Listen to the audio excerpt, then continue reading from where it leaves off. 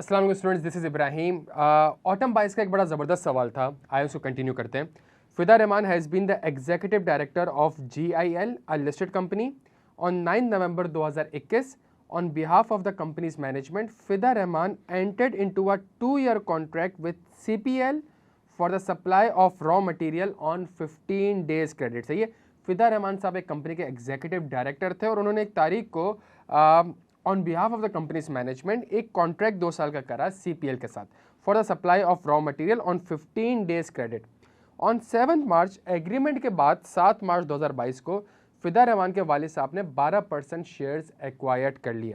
Under the provision of the companies act 2017, briefly explain the responsibilities of the Fida Rahman in respect of the above for the entire term of the contract. सही है, देखें कुछ चीज़ें बड़ी ज़बरदस्त हैं बच्चों यहाँ पे, इसको अगर हम थोड़ा सा एनालाइज करें। सबसे पहली और इंपॉर्टेंट चीज़ हमारे पास ये है कि आपने एक जो कॉन्ट्रैक्ट करा वो कॉन्ट्रैक्ट उस वक्त बिल्कुल सही था, ठीक है। आपकी कंपनी का नाम था गोल्डन इंडस्ट्रीज लिमिटेड और उस ज़माने में आपके जो ये फिदा रहमान साहब थे, जो डायरेक्टर थे, इन्होंने एक कॉन्ट्रैक्ट करा CPL के साथ, ठीक है। और CPL के साथ कॉन्ट्रैक्ट हुआ तो वो कॉन्ट्रैक्ट जाहिर सी बात है कोई ना कोई ऑथराइज करेगा, कोई ना कोई साइन करेगा, तो वो हमारे करे फिदा रहमान साहब ने, जो कि हमारे एग्जीक्यूटिव डायरेक्टर थे, ठीक है। बाद में फिदा रहमान साहब के वालिद साहब ने इस कंपनी में कोई 12% शेयर्स एक्वायर्ड कर लिए, कोई 12% शेयर्स एक्वायर्ड कर लिए। अच्छा, अब जो ये 12% शेयर्स एक्वायर्ड कर लिए तो इसका मतलब है अब ये डायरेक्टर जो है इसका इस एग्रीमेंट में कुछ इंटरेस्ट है, कुछ कंसेंट उस वक्त नहीं था, बाद में था। अब वो कह रहा है कि जी देखिए सवाल की रिक्वायरमेंट देखिएगा, वो कह रहा है under the provision of companies act briefly explain the responsibilities of the Fida Rahman, ये भी बतानी है इन respect of the above for the entire term of the contract. देखें सबसे पहली चीज़, अगर हम इसके आंसर को देखें, सबसे पहले इसके आंसर को अगर समझने की कोशिश करें, सबसे जो इंपॉर्टेंट चीज़ हमारे पास है वो ये है कि यहाँ पे इन्वेस्टमेंट इन एसोसिएटेड कंपनीज नहीं है प्यारे बच्चों। सही है, 12% शेयर्स हैं, 20% का कानून होता है, वो हम ऑलरेडी पढ़ चुके हैं। तो 20% होल्डिंग है नहीं तो एसोसिएट कंपनी तो है ही नहीं, तो उसको तो आप साइड में कर दें। सिंपल सा कानून आपसे क्या कहता है, सेक्शन 205 यहाँ पे अप्लाई हो जाएगा, disclosure of interest by the director. सही है, every director of a company who is any way whether directly or indirectly concerned or interested in any contract or arrangement entered into or to be entered into by on behalf of the company shall disclose the nature of his concern or interest at a meeting of the board provided that a director shall be deemed to be also interested। और इसके relative में director के spouse नहीं, ये नहीं है, children's ये नहीं है, पेरेंट्स, पेरेंट के पास शेयर है, तो इसका मतलब है ये इंटरेस्टेड डायरेक्टर है और इस इंटरेस्टेड डायरेक्टर को, इस इंटरेस्टेड डायरेक्टर को डिस्क्लोजर देना पड़ेगा। तो क्या रिस्पॉन्सिबिलिटी है फिदा रहमान साहब की? Fida Rahman father acquired 12% shares will not be considered as an associated company because shares are less than 20%।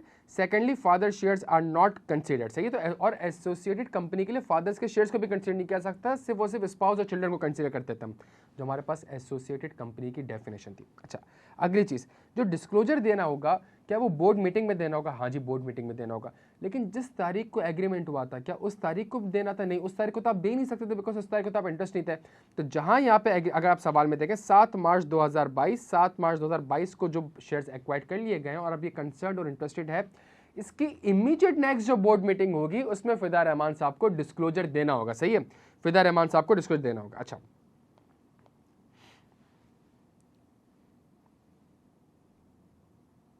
in the case of any other contract or arrangement at the first meeting of the board held after the director become concerned or interested in the contract or arrangement। सही है, तो जो पहली board meeting होगी उसमें उनको disclosure देना पड़ेगा, और सिर्फ पहली बोर्ड मीटिंग में नहीं, जहां फाइनेंशियल ईयर खत्म होने जा रहा होगा उससे 1 महीने पहले भी आपको वापस से डिस्क्लोजर देना पड़ेगा। तो यह हमारे पास एक सवाल था जिसमें डायरेक्टर कंसर्न और इंटरेस्टेड था। यहाँ पे सिर्फ मसला ये कि इसको ये चेक करना है कि डायरेक्टर कंसर्न और इंटरेस्टेड है, तो सेक्शन 205 ने कुछ आपको इस तरीके से गाइडेंस प्रोवाइड करी है, प्लस रिलेटेड पार्टी की अगर आप डेफिनेशन देखेंगे तो वहाँ पे बहुत से डायरेक्टर्स के रिलेशनशिप आ रहा है, उससे भी आप डायरेक्टर्स कंसर्न और इंटरेस्टेड का वर्ड यूज़ कर सकते हैं। तो ये हमारे पास एक सवाल था बच्चों फिदा रहमान का। अब आगे हम कंटिन्यू करते हैं मजीद और हम चलते हैं सितंबर 21 की तरफ। और सितंबर 21 में हमारे पास कुछ MCQs हैं, कुछ सवालात हैं, दोनों को आए करते हैं। Akram is the CFO of SHL। As part of its expansion plan, SHL is in the process of acquiring an office building owned by Najma who is Akram wife on rent in commercial area। SHL asked Najma to provide terms and condition of the rent agreement for consideration and necessary approval। इसमें आप एक चीज़ समझने की कोशिश करिएगा, आप एक company है SHL, एक कंपनी है SHL, उसका एक CFO है और essence the project acquiring office building owned by the Najma who is Akram wife, इस सीएफओ का नाम अकरम है और इनकी एक बेगम है। एसएचएल को एक प्रॉपर्टी चाहिए, एसएचएल को एक प्रॉपर्टी चाहिए कंपनी को, और सीएफओ जिस कंपनी का है वो ये प्रॉपर्टी खरीद किससे रहा है, अपनी बेगम से खरीद रहा है, सही है। अब वो सवाल में कह रहा है which of the following statement is correct. Akram will have to disclose his interest and obtain prior approval of SHL board before signing the rent agreement, पहला ऑप्शन ये है। दूसरा, SHL can sign the rent agreement and Akram will give an update to SHL board in an immediate next board meeting, ये दूसरा। SHL can rent agreement with prior approval of the chief executive, ये तीसरा। और D आ रहा है no approval is needed, however Akram cannot involved in the transaction। इसके ऊपर relevant section हमारे पास कौन सा है, इसके ऊपर रेलिवेंट सेक्शन है section 206, interest of officer. CFO director नहीं है आपका, सही है, तो ये इंटरेस्ट ऑफ ऑफिसर है। Save as provided in section 205, no other officer of a company who is any way directly और indirectly concerned or interested in any proposed contract or arrangement with the company shall, unless he disclose the nature and extent of his interest in the transaction and obtain the prior approval of the board, enter into such contract। तो इसका मतलब है उसको disclose भी करना पड़ेगा और उसको prior approval of the board भी ऑब्टेन करना पड़ेगा। तो यहाँ पे हमारे पास जो करेक्ट आंसर है वो करेक्ट आंसर हमारे पास ए है। थोड़ा सा और आगे बढ़ते हैं, एक एमसीक्यू आया था और उसके बाद क्वेश्चन नंबर 9 आया था और बड़ा ज़बरदस्त सिनेरियो बेस्ड क्वेश्चन है। ये आपके पास कोई 8 नंबर तक का सवाल आया था, क्वेश्चन नंबर 9। आए इस सवाल को थोड़ा समझने की कोशिश करते हैं कि सवाल में आईकेएफ हमसे क्या पूछना चाह रहा है। Goldfish Limited is a public unlisted company with the paid up share capital of rupees 200 million divided into 20 million ordinary shares of rupees 10 each। Following directors were elected, 1 2 3 4 5 6 7, company के 7 डायरेक्टर हैं और जो वोट्स उनको cast हुए थे उनको ये votes cast हुए थे, ठीक है। और डायरेक्टर्स की जो इलेक्शन हुई थी वो 25 अक्टूबर 2020 को हुई थी। Zakir Hussain, an existing shareholder of GL, purchased the additional 1.5 million shares in GL on 30 September 2021। Election के बाद 25 अक्टूबर 20 को इलेक्शन हुए थे, ये इलेक्शन की तारीख है। Due to which his shareholding percentage increased to 15%। Zakir Hussain now demand to have a suitable position on the GL's board। तो इसका मतलब है ये टेक्निकली स्पीकिंग फ्रेश इलेक्शन की कॉल देना चाह रहा है, सही है, फ्रेश इलेक्शन की कॉल देना चाह रहा है। सवाल की रिक्वायरमेंट पढ़ते हैं। Under the provision of the companies act 2017 discuss the validity of Zakir Hussain demand, also list, दो रिक्वायरमेंट है। पहली requirement discuss the validity of Zakir Hussain demand, also list the grounds under which he may not be elected on the GL's board. 4 नंबर का मेरे प्यारे बच्चों सवाल है, सही है। तो 2 रिक्वायरमेंट है इसकी, एक रिक्वायरमेंट ये है और लिस्ट द ग्राउंड्स, तो ये दूसरी रिक्वायरमेंट है। Assuming that the Zakir Hussain is eligible to be appointed on the GL board, state the procedure to be followed by GL। Zakir Hussain ने नहीं, GL जो कि कंपनी है फॉर इस अपॉइंटमेंट। ये हमारे पास 4 नंबर का सवाल है। आए इस सवाल को हम देखते हैं और उसको हमने देखें एक चीज़ तो बड़ी क्लियर है, discuss the validity of Zakir Hussain demand. तो इसका मतलब है सबसे पहली चीज़ आपको रिक्विजिट शेयर होल्डिंग चाहिए होगी। सबसे पहली चीज़ आपको रिक्विजिट शेयर होल्डिंग चाहिए होगी, सही है। और फिर वो कह रहे हैं also list the ground under which he may not be elected on the GL board, सही है। तो एक्चुअली एलिजिबिलिटी की बात कर रहा है, तो इसका मतलब है सेकंड चीज मुझे इन एलिजिबिलिटी ऑफ जो डायरेक्टर थे उसके सेक्शन को देखना पड़ेगा। जो इन एलिजिबिलिटी ऑफ डायरेक्टर है उसके सेक्शन को देखना पड़ेगा। तीसरी चीज सबसे जो ज्यादा इंपॉर्टेंट है वो ये है, एज्यूम कर लें जाकिर हो गया, तो बताएं GL's board is the procedure to be followed by the GL for his appointment. तो GL की यहाँ पे कंपनी की रिस्पॉन्सिबिलिटी क्या होगी, तीसरी चीज़ हमने ये देखनी। आइए हम रेलिवेंट सेक्शंस को देखते हैं और इसके आंसर्स को एनालाइज करने की कोशिश करते हैं। देखिए जी बच्चों, सबसे इंपॉर्टेंट चीज़, सबसे पहली चीज़ जो आपके लिए एप्लीकेबल हो जाएगी वो हो जाएगी फ्रेश इलेक्शन ऑफ डायरेक्टर, सही है। सबसे पहला सेक्शन जो अप्लाई हो जाएगा वो सेक्शन 162 हो जाएगा, fresh election of director. Notwithstanding anything contained in this act, a member having acquired after the election of directors, yes after the election of directors, सवाल में लिखा हुआ है उसने एक्वायर करा हुआ है, the requisite shaare holding। और requisite share holding का फॉर्मूला क्या था कि आपने 100 को डिवाइड करना है नंबर ऑफ डायरेक्टर्स से। तो नंबर ऑफ डायरेक्टर कितने थे, 7 थे। तो इसका मतलब 14.28% is your requisite share holding. आपके पास जाकिर हुसैन के पास कितनी है, जाकिर हुसैन के पास 15% शेयर होल्डिंग है, देयरफॉर उसका जो डिमांड है वो बिल्कुल वैलिड है। तो सेक्शन 162 के सब सेक्शन 1 को मैंने अप्लाई इस तरीके से कर दिया। फिर दूसरी रिक्वायरमेंट थी कि बताएं क्या वो एलिजिबल है, तो एलिजिबिलिटी के लिए मुझे सेक्शन 153 की तरफ जाना पड़ेगा, जो कि कहता है ineligibility of certain person to become a director, और उसमें माइनर, अनसाउंड माइंड, जो हमारे पास 8-10 सिनेरियोज दिए हुए, बड़ा ही आसान था। इन एलिजिबिलिटी का वर्ड यूज नहीं किया था उसने, लेकिन कंपैरेटिवली बड़ा आसान था। दूसरी चीज मुझे ये लिखनी थी।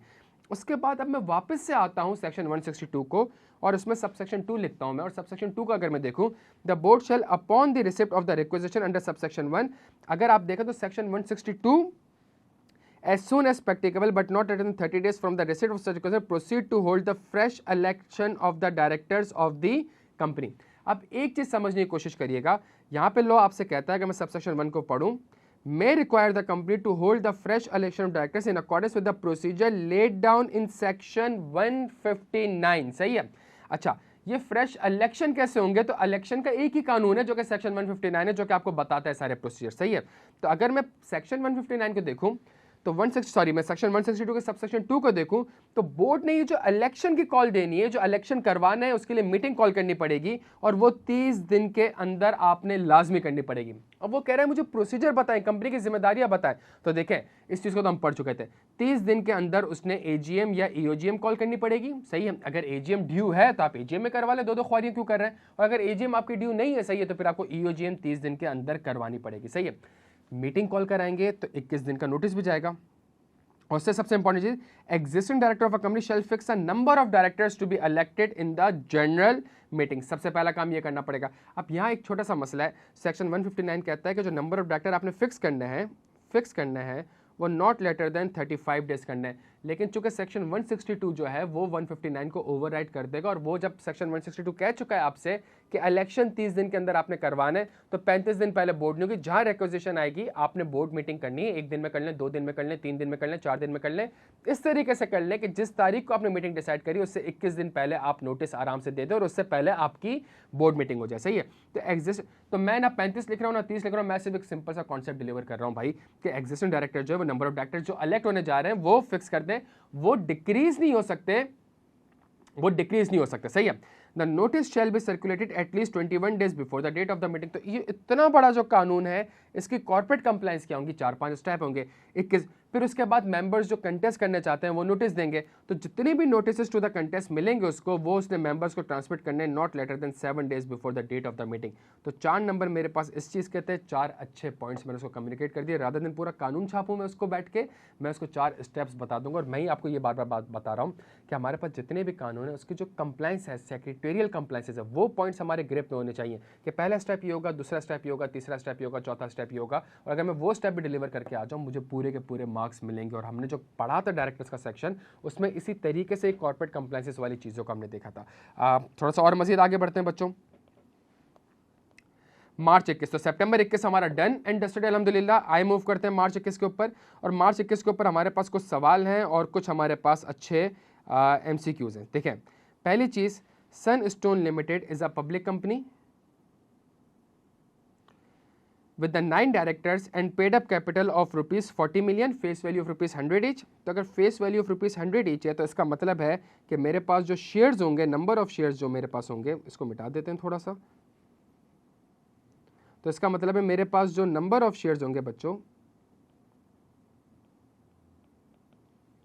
वो 4 लाख होंगे। ये बात तो समझ आ गई। सही है। Khurram and Asim were elected as a director in the, अच्छा, with the 9 director. Total number of directors कितने भाई? नंबर ऑफ डायरेक्टर्स कंपनी के पास 9 है। सही है। और पेड अप कैपिटल इतना था। Khurram and Asim were elected as a director in the recent election by securing 4 lakh and 3 lakh votes respectively. However subsequently both of them resigned. सही है। 2 रिजाइन करके चले गए। तो 9 में से 2 निकल के कितने बच गए? 7 बच गए। Nasir was appointed to fill the casual vacancy created by Khurram. Khurram की जगह, जो खुर्रम रिजाइन कर रहा था, इसकी जगह कौन आ गया भाई? इसकी जगह आ गया नासिर आ गया। सही, नासिर साहब आ गए। Nasir was appointed to fill the casual vacancy created by Khurram while Asim position is still vacant. तो इसका मतलब है कंपनी के एग्जिस्टिंग डायरेक्टर कितने हो गए भाई? कंपनी के director for the time being अभी हमारे पास कितने हैं? कंपनी के पास एग्जिस्टिंग डायरेक्टर हो गए 8। मैं ED लिख रहा हूं। कंपनी के पास एग्जिस्टिंग डायरेक्टर जो कि बोर्ड में मौजूद हैं वो 8 है। सही है। अच्छा, board is not satisfied with the Nasir performance. ये जो नासिर खुर्रम की जगह आया था, इसकी परफॉर्मेंस से बिल्कुल भी सेटिस्फाई नहीं है, and wish to replace him with Saim. A resolution has been moved in general meeting to remove Nasir from his position. Nasir will be able to secure his position if the number of votes cast against the resolution equal to exceed. सबसे पहले आपने देखना है आपके ऊपर section 162 apply हो जाएगा removal of director का, और आपने ये देखना है कि जिस डायरेक्टर को रिमूव किया जा रहा है वो डायरेक्टर है कौन सा। वो जो डायरेक्टर है वो कैजुअल वैकेंसी वाला डायरेक्टर है। ये डायग्राम आपको याद आ रही होगी कि जो इतना मुश्किल सेक्शन था हमने इसको फ्लो चार्ट से कवर कर लिया था। अगर आप डायग्राम देखें तो क्या ये आपके पास कैजुअल वैकेंसी है? हाँ जी, कैजुअल वैकेंसी है। अगर कैजुअल वैकेंसी है तो हमारे पास ए अप्लाई होगा, और ए क्या कहता था? Number of the director for the term, number of the director for the term multiply by number of voting shares divided by number of directors for the time being. सही है। तो सेक्शन 159 के तहत जब आपने इलेक्शन करे होंगे और जो नंबर ऑफ वोट्स कैलकुलेट करे होंगे तो आपने मल्टीप्लाई उसको number of director for the term जो आपके होंगे वो 9 ही होंगे, बिकॉज आपने जो 9 डायरेक्टर्स को अलग करा था। सही है। नंबर ऑफ वोटिंग शेयर्स आपके पास हो जाएंगे 4 लाख, और number of director for the timing 9 थे, 2 की कैजुअल वैकेंसी आई, 1 कैजुअल वैकेंसी पूरी हो गई, 1 अभी भी रहती है, तो उसको आपने डिवाइड करना पड़ेगा 8 से। तो 4 लाख को मल्टीप्लाई करेंगे 9 से, डिवाइड करेंगे 8 से, तो जो आपके पास आंसर आएगा शायद 4.5 लाख रुपए का आंसर आएगा। ये 4.5 लाख आपका आंसर यहाँ पे आ जाएगा प्यारे बच्चों। सही है। तो हमने ये देखना होगा कि डायरेक्टर आप कौन सा रिमूव करने जा रहे हैं। इसी तरीके से अगर मैं एक और चीज़ देखूँ, election of directors of RL having a share capital of rupees 4 million was held on 5 March 2021 in which 7 directors were elected. Yasir, Samia and Noreen, the shareholder of the RL, are of the opinion that the elections were not held fairly and material irregularities were noted. They intend to apply to the court for the re-election. The shareholders will be eligible to file their application if they hold at least, एक time बता रहा है और दूसरा voting shares बता रहा है, दूसरा वोटिंग शेयर्स बता रहा है। तो हम लॉ को पढ़ लेते हैं। लॉ में हमारे पास सेक्शन 160 यहाँ पे एप्लीकेबल हो जाएगा, और 160 आपको कहता है कि जी कोर्ट में जो मेंबर्स एप्लीकेशन लेके जाएंगे holding 10% of the voting power, सही है, within 30 days of the date of election. तो 2 रिक्वायरमेंट है, 10% और 30 डेज। तो हमारे जो इलेक्शन हुए थे प्यारे बच्चों वो 5 मार्च को हुए थे, तो 5 अप्रैल की जो आसपास डेट आ रही है, या 5 अप्रैल के आसपास 2 डेट्स आ रही हैं, 4 अप्रैल, तो 20 मार्च को तो आप काट दें, ये आपका आंसर नहीं हो सकता। सही है। 4 अप्रैल आपके पास 2 आ रही हैं। अब दूसरा फॉर्मूला अप्लाई करते हैं 10%। तो कंपनी के 4 मिलियन के शेयर्स हैं, शेयर कैपिटल है, तो नंबर ऑफ शेयर्स 4 लाख हो जाएंगे इसके, बिकॉज 10 से अगर मैं डिवाइड करूं, और उसका 10% बनता है 40,000। तो यहाँ पे 40,000 आ रहा है, यहाँ पे 80,000 आ रहा है, 80,000 भी नहीं हो सकता, मेरे पास आंसर आ जाएगा 40,000 वोटिंग शेयर्स। थोड़ा सा और आगे मूव करते हैं मेरे प्यारे बच्चों। A director of a public company shall ipso facto cease to hold office if he is absent from, simple सा सेक्शन 171 अप्लाई होगा, if he absent himself from the 3 consecutive meeting without seeking leave of absence.